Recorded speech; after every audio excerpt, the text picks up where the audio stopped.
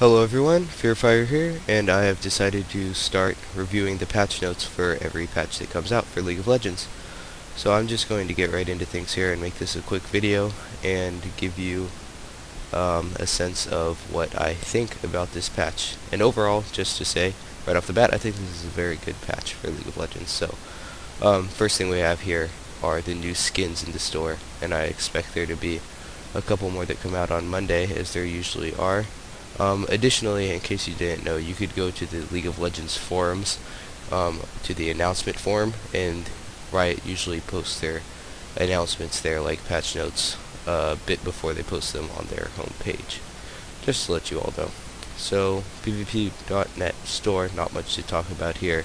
They made it easier to search for runes. You could type in, like a feature that they give, like movement speed, I'm guessing, or increased movement speed, and it'll pop up movement speed quintessences. So that's nice. And the PvP.net says here the messaging will now more accurately relay the state of the platform. So not sure what that really means yet, but it's definitely a good thing. Alright, so I'm not going to talk too much about Riven just because they're not stating exact values yet, like exactly how much damage she does with each of her abilities or anything. Sounds like a very fun champion to play, I must say. Sounds like she'll use this Veiler ability to dash in and gain a shield so she doesn't take too much damage. Then use this broken wings a couple times, and then a third time to knock enemies back. And somewhere in there stun enemies as needs be. I believe that it's a short duration on the stun, but also not too long of a cooldown, like around 10 seconds I think it is. But again, we don't know exactly yet, and her ultimate sounds very good. Increases her attack damage by 1%, and all of her damaging abilities and attacks have extended range, which is very good. And she could use this ability once to just deal damage to all the enemy units that are hit, and it deals more damage if they are lower health, so kind of a epic finishing move. And her passive is that all of her abilities cause her next auto attack to do bonus damage, kind of like a Sheen, but you could store it up to 3 times. So I do expect her to be built Trinity Force, especially because her Q here, Broken Wings, seems like you could use it 3 times per cast. So each time you use it, I'm guessing it would proc Sheen. So definitely someone that would probably be built Triforce. Probably also Yomu's for the early Brutalizer and the Avarice Blade to get more gold. Maybe Bloodthirster for the lifesteal. And you might even be able to jungle her because she does have a shield, so we'll have to see about that. Sounds like she'll have good synergy with people like Amumu or Galio. She could go in and do a bunch of damage while they're ulting, and then at the end, after they take damage from his ult, she could use her ultimate and do even more damage to them, since they will have been damaged already and will have lower health. Alright, so moving on, Ashe just had a bug fix. Not much to say there. As a brand player, I could say that these nerfs are not really nerfs, but Conflagration's range reduced by 50, that will be fairly noticeable, but something to consider nonetheless. Kind of like Orianna, they're making him more of a closer range caster, which is fine, I guess. And Pillar of Flame damage reduced by 5 at all levels, that's nothing. That's just a psychological nerf. I'm guessing people are complaining that he's doing too much damage, so Riot says that they nerfed him, but it's not going to change anything. Caitlyn got a bug fix. Cho'Gath adjusts animation speed of his run while he has stacks of feasts. That's actually good. I know that, especially around level 18 when he has the 3rd level of his ultimate, when he has like full stacks of feast, it'll look like his feet are just sliding on the ground instead of actually walking. And Ezreal's Essence Flux will now break spell shields, which is a good thing because it does deal damage, so it should take off spell shields. Okay, so Garen here. Again, lots of people are complaining that he's doing too much damage. He's not overpowered in my mind, but they reduced his attack damage by 0.1. Again, just psychological nerf. And on his Judgment, his E, where he spins around, damage per second reduced by 10 at earlier levels. Actually 10 at all levels. So over the couple seconds that it's activated, you might notice a slight damage decrease, but as soon as you start building attack damage, you will more than make up for the amount of damage that got nerfed, which is 10, because they increases attack damage ratio. Alright, Jarvan 4. Added a targeting ring to Cataclysm. This is great. As a Jarvan 4 player, I could tell you that I would very much like to be able to press R and click on the enemy that I want to jump to and be able to see where my ring is going to pop up. So, very good that they added that and fixed a couple of bugs or issues. Karma just fixed a bug. Seems like she would use a summoner spell and it would consume a charge of her ultimate. That would be very annoying. Alright, Kassadin here. He's getting buffed, and I must say that he was already a pretty good caster, and he was a very good anti-carry, if I do say so. And I think that you will see him now being played in ranked consistently, maybe even a first ban type of a person, because his damage reduction from his passive, this is Void Stone, is getting increased, so whenever he takes, or just magic damage that's dealt to him, is reduced by 15%, and he takes that damage that gets reduced and turns it into bonus attack speed. Increase the travel time on his Null Sphere, which is also his silence. That's actually good, because it means that when you click on them to silence them, they'll get silenced even quicker. And drastically increase the amount of damage that his Nether Blade does. In fact, at max level, 90 extra magic damage just from an ability. We might even see him start to get built like Malady as one of his items. So some attack speed, because he has a built-in attack damage steroid here, or I guess it's magic damage, but yes. So I think that he is going to be a very powerful champion now. I think he was already good where he was, and now he's just even more powerful. Updated recommended items for Leona, fixed a bug for Malphite, Mordekaiser's nerfs. Okay, so his shield regeneration, this is his passive, is 30% at all levels, which means it's 5% more at first level. It used to be only 30% at the max level of his passive, so like around level 16. And shield regeneration is now half versus minions, meaning you can't just like press Q or W or E in a minion wave and get full shield, which is fine. He should not have been able to get that much shield anyway.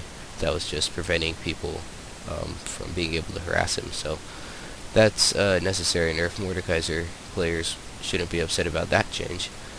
Mace of Spade, that's his Q that procs up his mace to do bonus damage on the next attack. It does slightly less damage.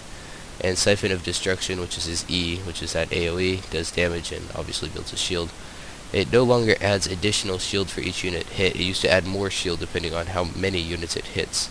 So now it won't do that, but it will still add more shield in a way for each unit hit because it's dealing more damage.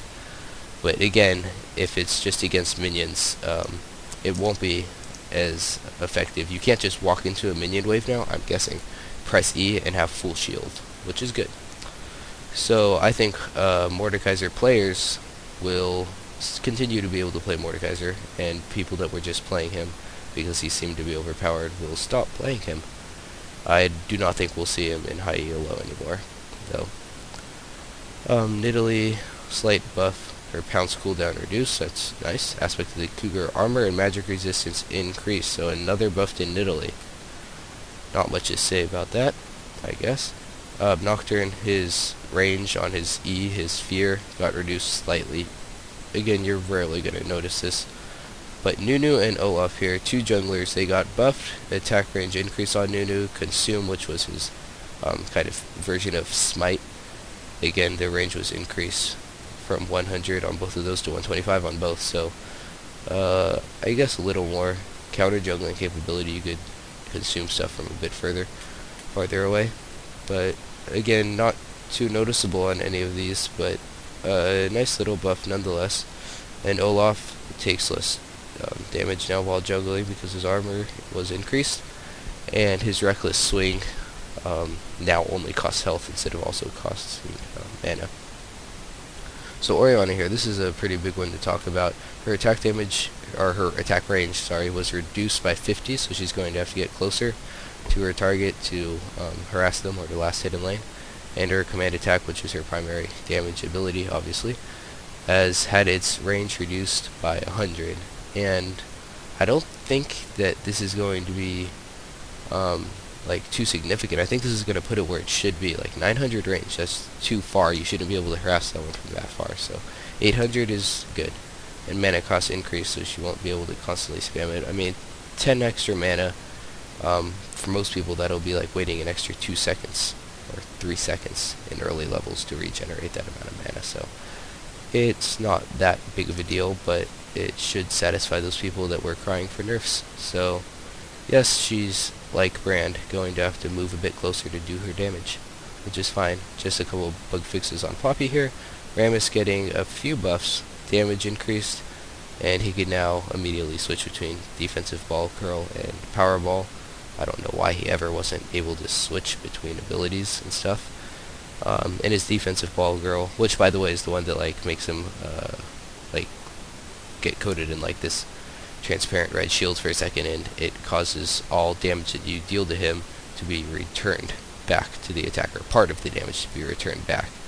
So it got adjusted to slightly less early game, but a decent amount more late game, 14 more late game, which is good because you definitely couldn't notice it very much late game. So that's good. Cast time removed. Again, there should never have been a cast time on that, and correctly displays the armor in his tooltip. Shaco, Jack-in-the-Box got fixed, basically. Summarize all this. You can't see the Jack-in-the-Boxes now when he places them, and if you're a stealth character like Evelyn, you won't be able to see Jack-in-the-Boxes. You used to be able to. If you were a stealth character in stealth, you used to be able to see the Jack-in-the-Boxes. They didn't really fix a bug here. They rather nerfed it to make the bug not noticeable, because they reduced the trigger radius on Jack-in-the-Boxes by 75, because before sometimes it would like fear you, but it wouldn't attack you, and now it just won't fear you and obviously not attack you unless you're in 325 range instead of 400, but whatever. And yeah, just fixing all of these bugs. Shaco still has a couple bugs, I'm guessing, especially his jump. You can see like the smoke through fog of war through bushes when he uses it, so I'm hoping that they'll fix that in a bit, but still good bug fixes. And his Jack-in-the-Box artificial intelligence, it will now automatically lock onto the closest champion that has damaged Shaco or that Shaco has damaged, so you won't like place a Jack-in-the-Box in the lane and have it start attacking minions when you're trying to kill the champion. So Shen here, good stuff to talk about here. His damage is increased, damage per level increased, armor increased by 1. So just helping out his jungling a bit, honestly. Now damage increased on his Q's Vorpal Blade, increased by 20 at early levels, and same at higher levels. So this is actually really good. Level 1, 70 damage in lane, 70 damage to your opponent every 3 seconds. And he does use energy, so we'll be able to regenerate the energy cost of that very quickly. I think this is very, very powerful harassment, honestly. And he could also use it to last hit very easily, so very powerful ability here. And they buff the heal on it, they buff the AP ratio on it. The heal doesn't increase with ability power though, just the damage. So because of this ability here being so powerful, I think that we might see him going bot now, bottom lane as a support. He could just get gold for 5s, or gold for 10s, like at least a heart of gold, and then just maybe get some CS, but he doesn't need much CS, and he could just harass the enemies, kind of like Gangplank support bot that we saw the other day in the on Team Rock Solid.